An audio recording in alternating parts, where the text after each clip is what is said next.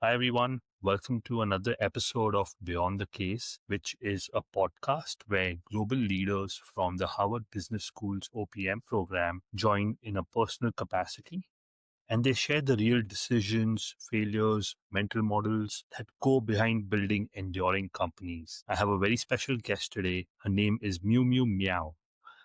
Hey, MiuMiu, how are you? I am good, Sohi.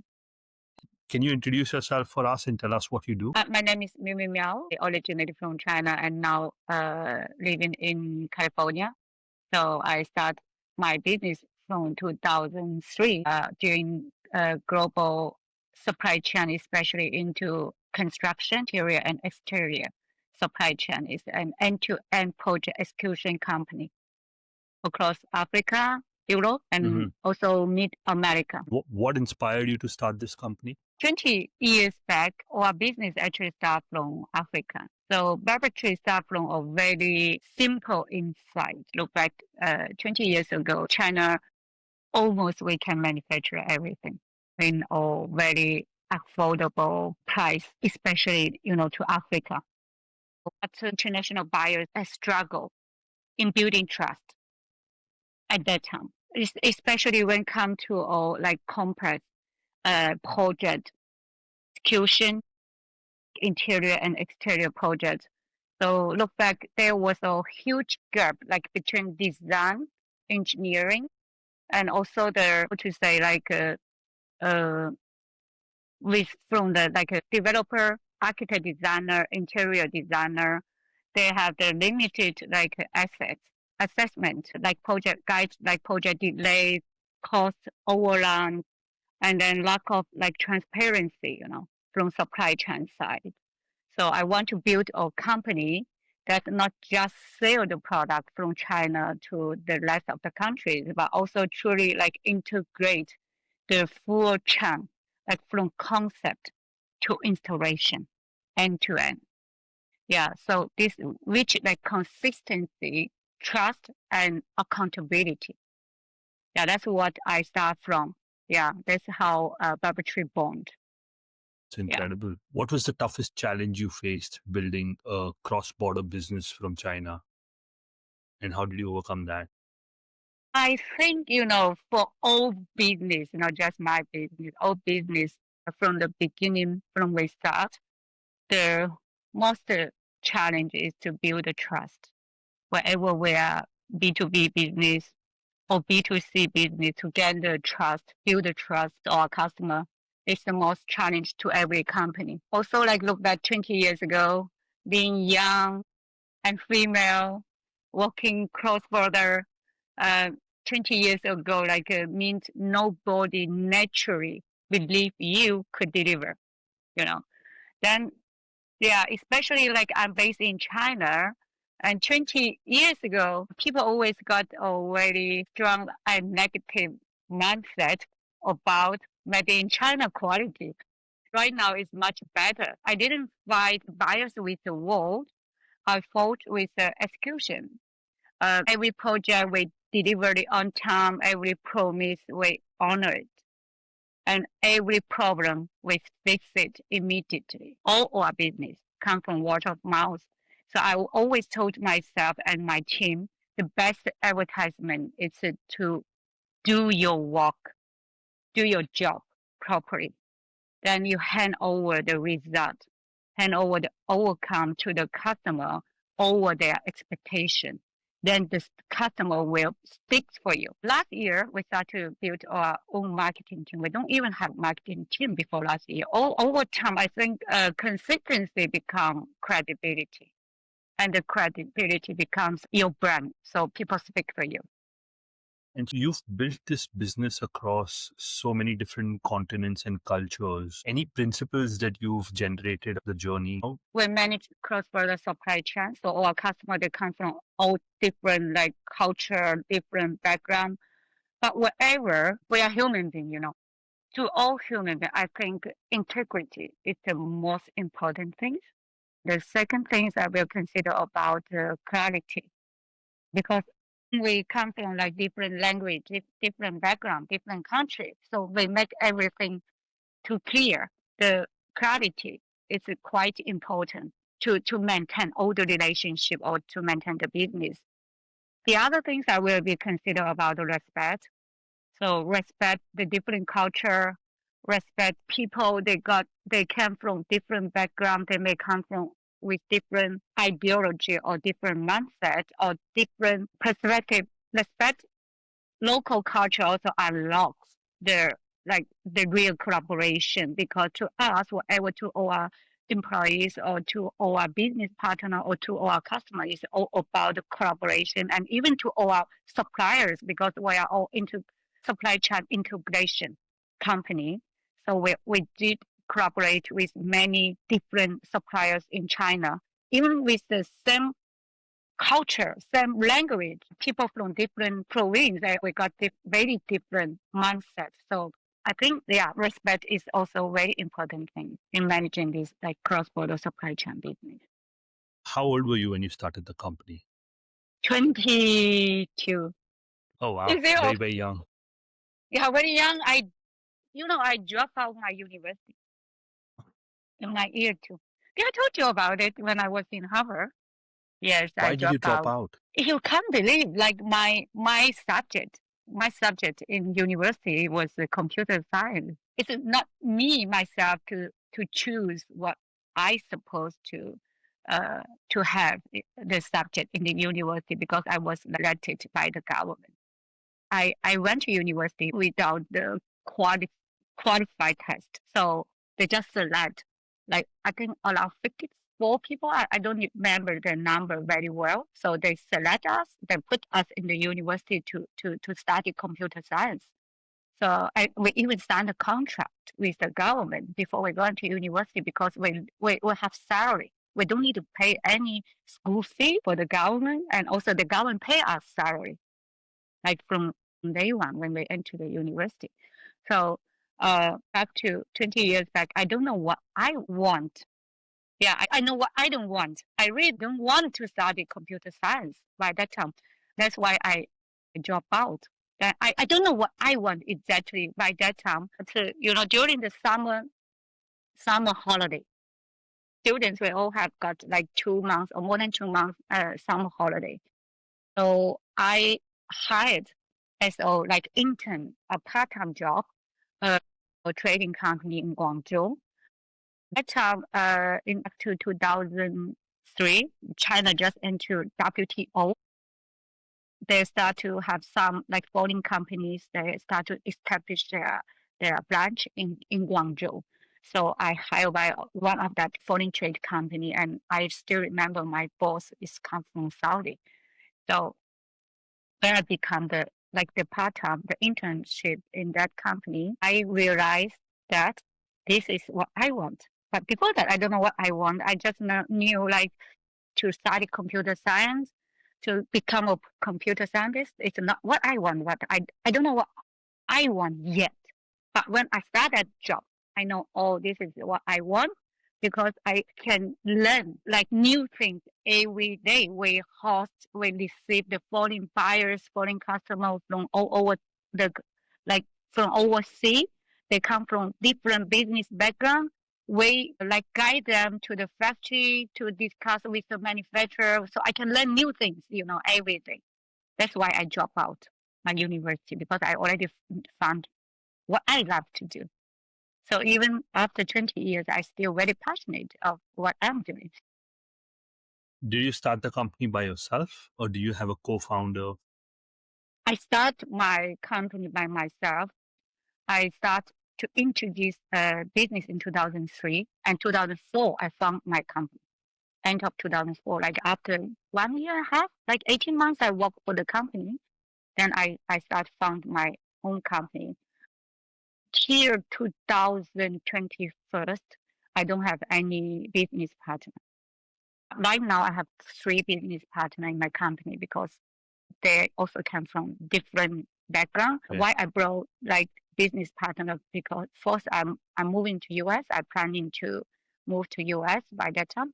And the second, I think I need to leverage my company to another level. So I want people from different background, like they can bring like their own strength And that may be my weakness, so we can all put our strengths together to do something bigger.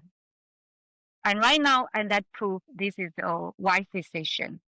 You also have a foundation which has supported education for over 300,000 children. Yes, Amazing. What motivated you to focus so deeply on the educational piece? it's really not anything about like I was motivated. I just think people they need help. I started my charity journey from 2009, and I'm not sure whether you knew that in 2000 there is a very critical earthquake happened in China, so it caused more than 100,000 deaths. I'm not sure whether you knew that or not. So when I lately I make my first trip to that region. It's called Sichuan province. I'm doing my charity work. It's called Daliangshan. It's a mountain area. Mountain. That's every like high mountains. When my first arrival to that region, I was so shocked. Not only like poverty, but also about like the lack of the awareness about the power of education. So people from there, they living in the mountain areas. People can believe that's China in 2000. China still having a place, that kind of the poverty. So I deeply believe that like for the ordinary family, education is the only path to changing their destiny and achieving the social mobility. In China, we used to say, I think instead of that you're giving fish to somebody, it's better you're teaching somebody the skill how to catch the fish. Yeah.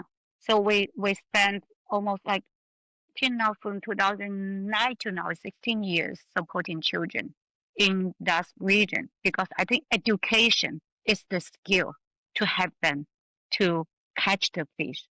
So now many have graduated. Student, you can get like 16 years to now. Many of them are graduated from the university. Like even this year, uh, we had around 600 students, which we support. They graduate from university this year. We built 71 schools in that area, 71 schools. You built So 71 schools, your our charity, organization. our organization, we start Wow. from five of us. Five of us. We knew each other. We are not friends before we into this work. We knew each other from Weibo. In China, we call Weibo. It's like kind of like Twitter. Twitter. No, yeah. If you want to consider about what's Weibo, let's say it's like Twitter in US. So we knew each other from Twitter. But we knew people need help there. So we start to, from the beginning, we start to donate money. Well, because one of our five founders, they came from that region, that area. He discovered many schools is in danger. The students, they can't get back to school. They can't go back to school because the school is in danger. So we start to donate money. We start sending money to him to build the prefect like schools. And how are you raising this money, or is this your own money? How are you getting the money From for this? beginning, we use our own money. Even myself, like 2012, I built one school by myself with my own money. When we start from 2010, 2011, we start to raising money from public. Now our foundation it was from our like private foundation become now is one of the public charity foundation in China. We built the school. We recruit the volunteer teacher because that place are very in behind. Let's say the teachers who got qualification, they don't want to teach in there. Many of them, so we recruit the volunteer teachers who teach in there. Till now we had more than 2,000 volunteers, like in total. I mean, not currently. Yeah, in total more than 2,000. And then also we have the kids the students who are from underprivileged family to sponsor them to complete their school journey from primary school to university. Amazing. Can you Yeah, share the name of this organization? it's called 索马花. Now we raise about around 300 million in the past 16 years. Yeah, unbelievable. Let's talk about your OPM journey. What motivated Mhm. you to join the Harvard Business School OPM program? Let's say, when when they ask this question in Harvard, I think everyone will be have the same answer. That's because it's Harvard. After 20 years of entrepreneurship, I also consider about where can I be next and where can I go and what can I achieve next. I'm looking for a higher ceiling after the 20 years running my business. Then looking for a higher ceiling and a global community. That like challenges me. I think from the OPM or cohort classroom, like I learned a lot from like professor or Mm-hmm. from our peers. I really have like 160 leaders, that from more than 40 countries. We're learning together. This what this kind of the experience is very unique. It expands only both thinking, but also your sense of responsibility as a reader. How to be a great reader, how to care your customer or your employees, your team. I think I learned a lot from Harvard, from OPM this program, from professor and from our classmates. What was the biggest mindset shift you had, or what is your most memorable moment from the OPM experience? I say like caring is less about like doing more and more about like building a system that can operate without you. I think this is maybe this is how to, because as you know right now I'm in US, so how to be a great leader. This is what I am always like thinking about in the past 3 years. Before, like I run in everything, like I'm the leader of the company. When everything happens, I'm the first one go front. Now I always told my team and my business partner, I want to step back. What I want to do is to create a stage for everyone. So everyone they can bring their own expertise, their strength, and come onto this stage. So like OPM like helped me to see leadership beyond the like hands-on work. So helped me to see that and also building the structure, culture, and the governance that protect the company's future. I think like what Professor Rahman said, a reader in the company, if consider running a company is 8 minutes, 89 minutes, we may just kicking the ball, passing the ball one to the other. So what we have to do, what a great leader have to do is make the decision like to take a shot of that in that critical minute, maybe only Yes. 1 minute. This is really very inspiring talking to me and really make me think about it deeply. Yeah. Excellent. Yeah, that was a very good closing lecture that he gave. Yes. Inspired I a lot love of it. us. Yeah. Yes. He called it Yeah. Oh, tiki taka. Kiki Daka. Yeah. If you could give one piece of advice to a young founder, someone who's looking to start a company today, what advice would you give them? If I want to speak to someone who has started his company, I will be say, do the hard things and looking for the long-term goal. So as a reader, we should empower teams most of the time. How we empower our team? It's really we have to, let's say, the only thing will be unify the people who around you, whatever your team or your employee or your customer is. I think that the value, what you stand for, it's really important.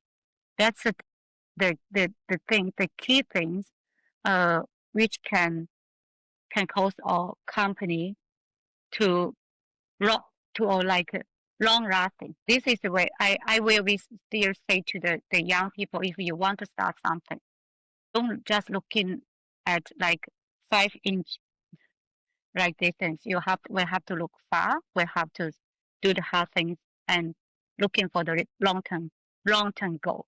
And when we start and something, we have to consider whether they think what problem you are solving for the people, what value you bring to the society. It's not just about how much profit I can make currently.